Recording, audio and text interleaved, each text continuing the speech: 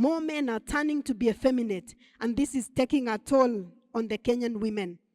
Sociologists are warning that this trend is going to have a deep impact on society because studies in other parts of the world have shown that a significant number of children brought up in single-parent families, they have lower life prospects, be it intellectual, be it social, be it economic, and all those.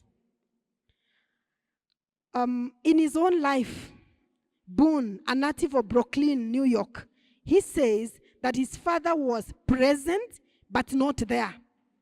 Boone is a star high school basketball player, and he says that his father came to only one of his games. So when we talk about absent fathers, we are talking about fathers not being physically absent in terms of they have died or there's separation or divorce. But again, we are talking about another more painful category of fathers who are emotionally disconnected. They are present, but they are not connected to their children. And this causes more pain in the life of anybody when a father is physically present, but emotionally absent. In fact, the children whose fathers are not physically absent, they are emotionally more stable than the ones who have fathers present and disconnected from their lives. And this is what Boone says in A Pain in My Heart. He says, I don't remember my father ever hugging me. Anybody can remember their father ever hugging them? Mostly the girl child. A few of the boy child. The father seated here. Do you think it's important to hug your children? How many fathers have hugged their children? Wonderful. And this is what he says. The VC is doing very well, and I'm privileged to have him sit in my presentation today. We never had him saying he was proud of us. As your father ever said he's proud of you? And this is what he says. The emotional pain of what I deserve and I didn't get, I have to carry it for the rest of my life. There's another author and spoken word artist called Daniel Beatty. He also carried the pain of his father's absence due to incarceration, due to being taken to jail. And this is what he says in his poem. The poem is entitled Knock Knock. And he says, 25 years later, I write these words for the little boy in me who still awaits his papa's knock. And he goes further to say, Papa, come home, because there are things that I don't know. And I thought maybe you could teach me how to shave, how to dribble a ball, how to talk to a lady, how to walk like a man. Do you know that boys learn how to walk like men from men?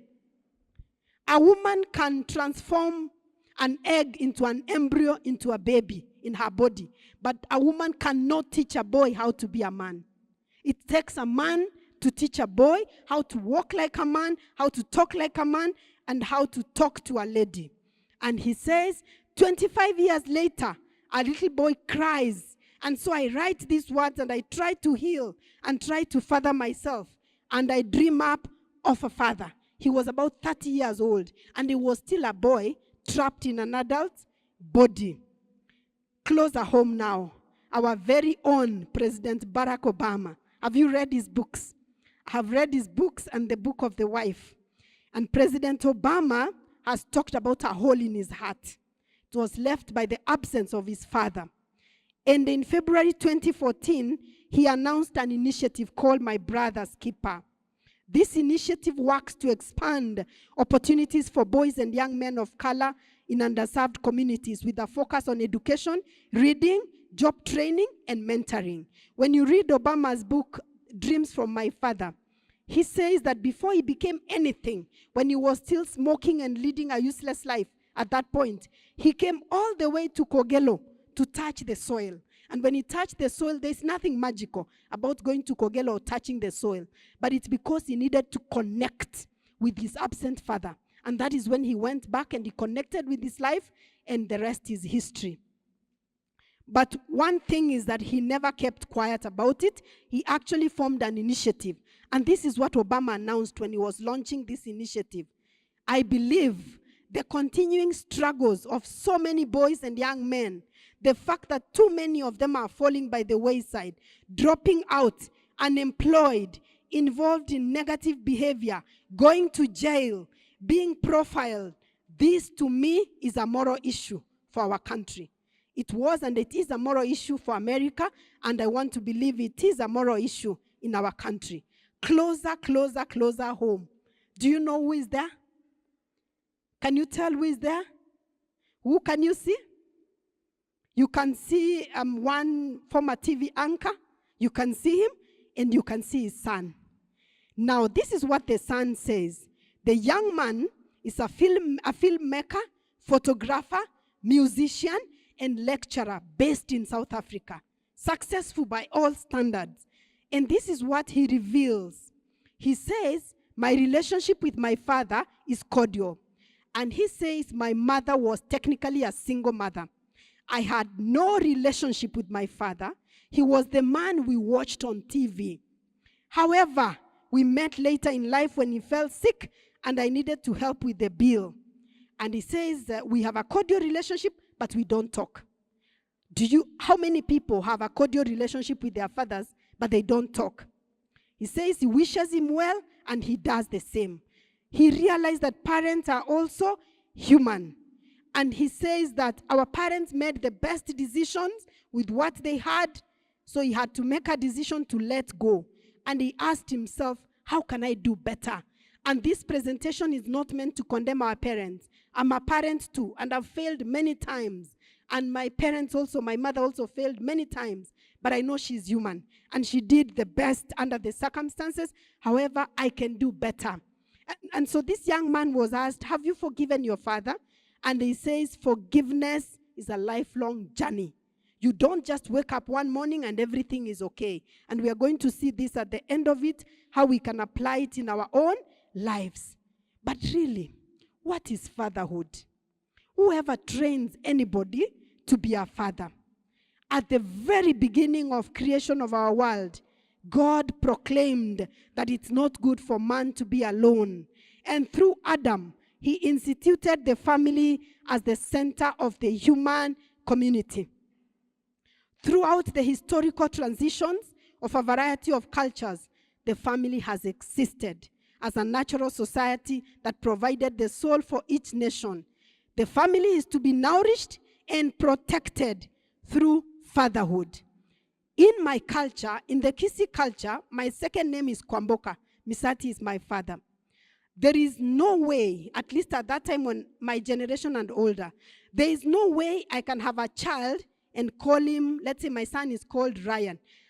My son can never be called Ryan Kwamboka. It can never happen. Even if I got him and I was not married. What will happen if my father is younger and still there? My son will be called Ryan Misati. Misati is my father. If my father is old and maybe dead, like now my father is dead, he will be called Ryan Gesanda. Gesanda is my firstborn brother. And our forefathers knew best. They knew that a child needed the mentorship, the guidance, and the security of the father. So my brother would be expected to attend his school functions, to attend his activities, to mentor him, and to stand up for my son. And my son would be expected to identify himself with my brother. And that is how it was appreciated and it was practiced in traditional transitions. And I know many communities probably had a way, and that is where we find issues like widow inheritance. And I'm not encouraging that because it's a harmful practice and even not biblical. But this is how this society took care of the widows. The widows' emotional needs were taken care of, and the children were fathered and they were mentored. But when we come to Christianity, very, very gray area. You will find somebody is widowed and they're very young. The Bible is very clear on remarriage, but we are not really comfortable talking about it. And when the widow wants to remarry, a question comes like, so where is she taking our children? So she's bringing another man to our son's house. You know, then tradition comes into play and there's a lot of confusion. And these children are left with nobody to mentor them. But what exactly is fatherhood? There is more to true paternity than breeding an offspring. And that is why I said if I was to get a child and I'm not married, my brother may not be the biological father of this child, but he was expected to be a father to this child. So there's much more. And this is what one author says, Clayton Babu says, the notion of responsibility is at the crux of true fatherhood. The conscious sense of responsibility for the physical and spiritual well-being of others is the mark of a true father. A father is not somebody who goes planting or sowing their wild oats and disappearing. A father is somebody who is there, who is responsible, who is concerned with the security and well-being of their offspring. We talked about the fall of King Solomon yesterday, that he turned from being pure and manly, he became effeminate. Let's look at what science has said. What has science, and interestingly, as it always happens, science has actually confirmed that God knows best. And this is what science says. 63% of youth suicides, they are from fatherless homes. 90% of all homeless and runaway children are from fatherless homes. 32 times the average.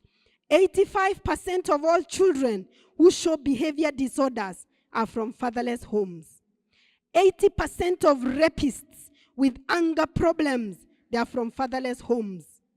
71% of all high school dropouts come from fatherless homes. Let's look at drug and alcohol abuse and the father factor. Children living in a two-parent household with a poor relationship with their father, they are 68% more likely to smoke, to drink, and to use drugs compared to all teens in a two-parent households. So once again, you can see the effect of a disconnected father. Teens in a single mother household, they are 30% higher risk to drug abuse and alcohol than those in two-parent households. What about the father factor and incarceration or going to jail? 70% of youths in state-operated institutions, they come from fatherless homes. 85% of all youths in prison, they come from fatherless homes. This is what Dr. James Dobson says. Dr. James Dobson is a clinical psychologist and a family therapist. He has written many books, among them Bringing Up Boys, Dare to Discipline, The Strong-Willed Child, and he runs a program, a TV program called Focus on the Family. This is what he says. Whereas girls too need their fathers, boys are especially in need of time with dad. When you compare the boy child with the girl child, boys are 6 times more likely to have learning disabilities. They are 3 times more likely to be drug addicts, 4 times more likely to be diagnosed as being emotionally disturbed. Boys are at a greater risk of schizophrenia, that's a severe mental illness, autism, sexual addiction, alcoholism, bedwetting, and all forms of antisocial and criminal behavior. They are 12 times more likely to murder. And their rate of death in car accidents is about 50%. So in this way, the boys need the security and the emotional stability that is brought about by a father being present. About 77% of delinquency-related court cases, they involve males. Dr. William Pollock, who is a Harvard psychologist and is an author of the book Real Boys, he concludes that divorce is difficult for children of both sexes, but it's devastating for males. He says the basic problem is lack of discipline and supervision in a father's absence, an availability to teach the boy what it means to be a man. And in this case, the boy will go to what he feels as the role model, music stars, to mentor him. And because boys spend 80% of their time with women, they don't know how to act as men. So they grow up to be pink boys who talk like women, walk like women, and behave like women. And when this happens, the relationship between the sexes is affected. Men become helpless. They become more like big kids. And they need direction. That is when they need to be directed by the woman. And we said yesterday that effeminate men, when you ask them, honey, what do we do? They say, imagine even me, I don't know. Let me ask a question this morning. I don't know whether there's a parent who has a 5-year-old. Any parent here with a 5-year-old son? Does anybody have a 5-year-old son? Okay, somebody has a 5-year-old son. I want us to just understand, typically, what percentage of time do you think your son spends with a man? What percentage of his day does he spend with a man? A man, in the presence of a man. Out of a day of 24 hours or 12 hours, what percentage of that time does your son spend with a man? It can be you, it can be an uncle or whoever. What percentage of the time? Like 20%. And this is one of the luckiest. The lucky boys spend 10 to 20% of the time with a man. But most of them spend nearly zero time. Let me demonstrate this. Who takes care of this son most of the time? The boy. Who takes care of him when you're at work? The house girl. Who is a woman, isn't it? When he comes to school, he has a kindergarten teacher. The teacher is say it aloud, the teacher is a woman. When he comes to church, suppose he's an Adventist. He comes to church, or maybe even he goes to Sunday, but he comes to church and he goes to the class called kindergarten. The kindergarten teacher is when in the evening, most of the time, to be honest, who checks the homework? A woman who is there. So this boy, he's growing, he gets to 7 years, and experts agree that 90% of the character is formed by the time a child is 90 years. Is it fair to expect this 7-year-old boy to behave like a man?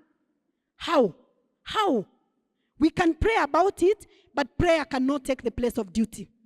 Can this boy walk like a man? Can he wear black and gray? He will want to wear pink like me. Because he's used to, pink is what he can see. He will want to wear pink. He will want to wear super skinny jeans because that is what mommy and sisters are wearing. He will talk like a woman. In one of the schools where I serve, one parent broke down when she was sharing. She was saying that the son is telling her, Mommy, I wish I was a girl, and he's applying lip balm, and he's talking like a girl, and he's smiling like a girl. And the mother told me something very disturbing, that I beat that child senseless. It's until the boy was about 7, 8. It's until we started discussing and we asked, seriously, how do you expect this boy to behave like a man? How does he know how men behave? So we need to be fair. We now can begin to understand how the relationships are getting confused. Pollock believes that fathers are crucial in helping boys to manage their emotions. Without guidance and direction of a father, can you hear me? You can hear me right at the back. Thank you. You can hear me. Without the guidance and direction of a father, a boy's frustration often leads to varieties of violence and other antisocial behavior. You read in the media from one boy who stabbed a man who was sleeping with the mother. You read that? The problem is much more than just the man sleeping with the father. This boy is frustrated because he's lacking supervision by a father. So he's violent. And I commented online and I was saying, if this boy is not cancelled, this is just the beginning of the murders he's going to commit. Because the boy is frustrated. And this is a cry for help. There are two critical periods that a boy child is particularly vulnerable. The first period is between the ages of 3 to 5. And this is a time when boys are pulling away from their mommy and their sisters in an effort to formulate masculine identity. And this period is called differentiation and disconnection. They are differentiating into their fathers and they are disconnecting from their mothers. And the boy will start wearing daddy's shoes. He will start wearing daddy's clothes. And he will start saying he wants to become a policeman or he wants to become a soldier. Is that familiar? Because for them, the definition of masculinity is being a soldier or being a policeman. And it's at a time that the boy needs to be encouraged. Some mothers will tell their sons, Maybe you just come home, like what my son used to do. I just appear home, I've knocked, I've entered, then he says, Daddy ako wapi? Then I used to ask, okay, you're not happy seeing me, but the boy needs to be encouraged because he's trying to identify himself with the father. Another stage is when the boy is a teenager. This is during puberty. And during those years, the boys crave attention and the involvement of their dad, and they try to emulate his mannerisms. And that is what was happening to the boy in Baringo, because he's a teenage and he wants to identify with the father. And then just to find another man sleeping with the mother, he ended up killing this man. Don't think it's only boys who need their fathers. Girls also need fathering. Fathers teach girls by the way they speak and they act towards them, and through their treatment of other females, particularly the way they treat their wives. That is why if a woman is in an abusive marriage, chances are very high, 75%, the daughter will be abused. Because she will look for a man who is just like her father. She will be abused, and the boys will end up being abusers. So it becomes a generational cycle. When you find a girl from a home where the parents are divorced or separated, they often show aggression with the opposite sex. Their behavior is seductive and often promiscuous. So sometimes when you see a girl wearing a handkerchief for a skirt and she's wearing a spaghetti top, she's crying for help. She needs help and not condemnation. There are no girls like that here. They are not here. They need help. And so when we stand at the pulpit and we start preaching about dress and condemning with fire and brimstone, it serves to push them away. They need help because they have tension, because they don't know how to relate with the opposite sex. So they end up becoming seductive and promiscuous. Their behavior is actually, as we said, from tension. Girls without effective male role models during early to mid-teens, they become vulnerable to the attention of older men, sponsors, and they seek fathering as well as love. So the girl is on an ever elusive journey of looking for their father. So they see this man and they're looking for a father, and the hole is growing bigger and bigger. So they keep looking. Do you see where the sponsor phenomena is coming from? So the girls become very vulnerable. I want you to be very conscious and very self-aware, because this has been my journey too. I don't know whether I shared some time back or yesterday that my father died when I was maybe 3 years. I was very young.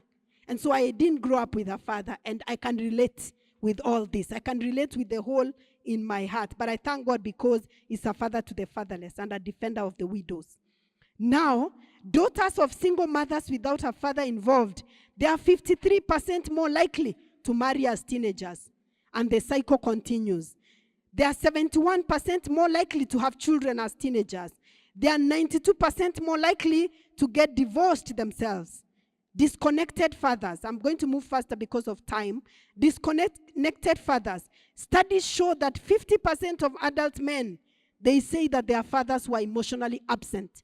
If we took a poll here, we might find actually that more than 50%, you will tell me that your fathers were not absent. Many men don't want to repeat this cycle, but they are powerless. They go back to what they were used to, but the cycle can actually be broken. Steps can be taken to preserve family time. Work schedules can be tailored so that the father has flexibility in planning to be home over the weekends and even during holidays.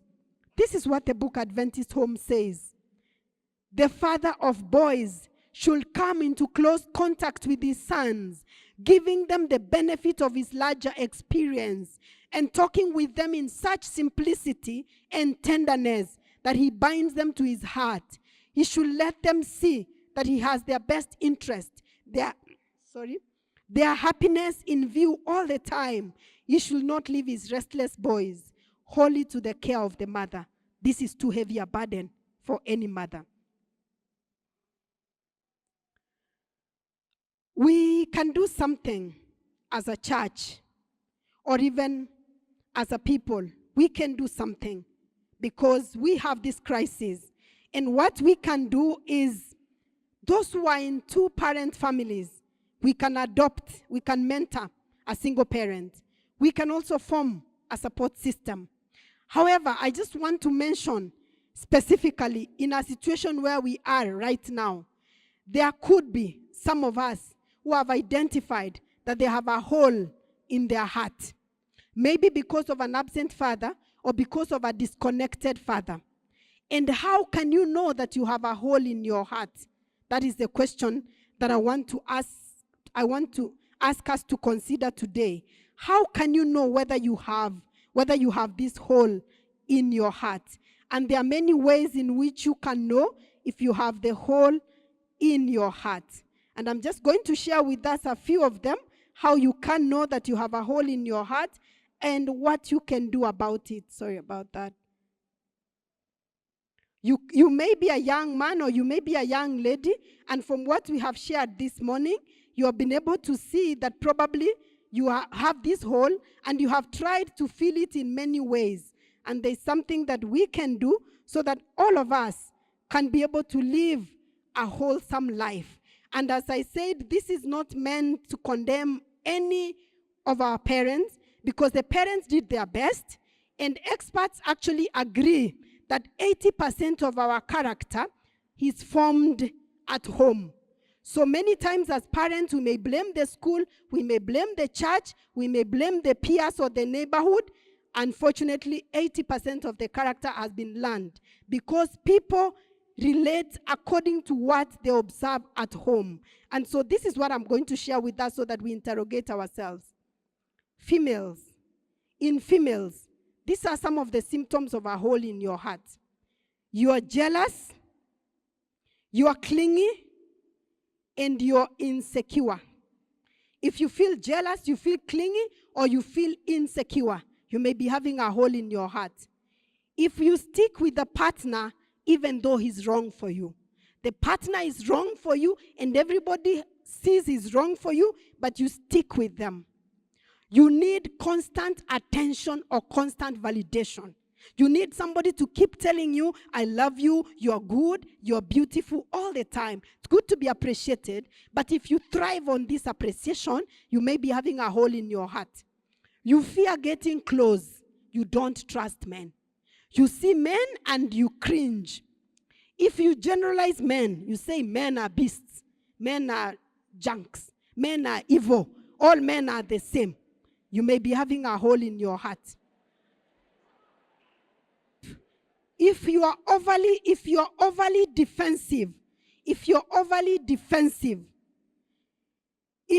defensiveness is a way of protecting yourself from being hurt because you're wounded, the best way is for you to heal the wound by God's grace. If you tend to prefer much older men, you think that is maturity. You know, you say, me, I cannot connect with these schoolboys. Me, I'm the class of working class, you know. You may be having a daddy hole. Now, finally, for males, if you are aloof, you are very distant and very disconnected. You don't easily emotionally connect with somebody. If you're not concerned with other people's business is their business. It's me, I, and myself. You may be having a hole in your heart. If you're disrespectful, you don't respect your teachers, you don't respect anybody. If you are commitment phobic, you cannot take a relationship to another level. Tuko tu. Hey, mi bado sija decide. Tuko tu. You are getting to 40 years, 50 years. You desire marriage 35 years, but, arm's length. If you are irresponsible, you are not responsible to the person I said your hand touches, your heart, your mouth, and your sexual organs. You plant the seed and take off. You may be having a daddy hole. You are not affectionate. You find it hard to show affection to your loved ones, to your spouse, to your children. You find it very hard to show love and emotional connection. Is it possible, this is my last slide, is it possible to get victory over a daddy hole? Be honest about it.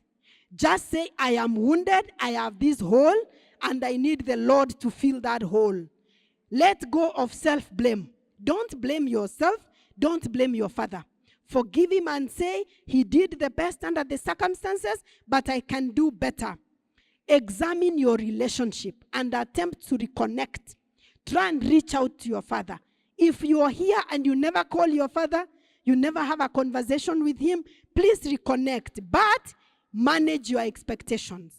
The relationship may not be perfect. When you go back, don't expect you'll go back and you suddenly become very close. You may not be very close, but then you will have a cordial relationship. Explore your intentions and your desires. Why do you want to reconnect with your father? Is it because you want land? Or is it because you honestly want to connect with him? Create healthy boundaries. Don't allow the person or your dad to keep hurting you again. Don't allow him, maybe if he's saying negative things because of the struggles he's having, don't allow that to keep happening. Express your thoughts, your feelings, and your wishes clearly and calmly. You may not be able to talk to him maybe face to face or on phone, but you can take a letter and you write down. And you say, this is what I have felt all these years. My daddy never taught me to walk like a man, to talk like a man, to talk to a lady, to shave. And so my mother was my role model. And so I realized because of that, I have become effeminate. But Lord, I want to let go. I want to forgive and let go. You may give him the letter or not. Yeah. Thank you so much. In the interest of time, we may not have time to connect, but later on, today and even tomorrow, we will have some time. If you have any concerns, you can write down. We will address, and maybe I will have time to share my testimony. Let's pray. Father, in Jesus' name, we thank you for your goodness. Thank you for your mercies that are new every morning. I thank you for the message that you have taught us today. And Lord, even as we carry on, I pray that you continue abiding with us. Bless all of us in Jesus' name.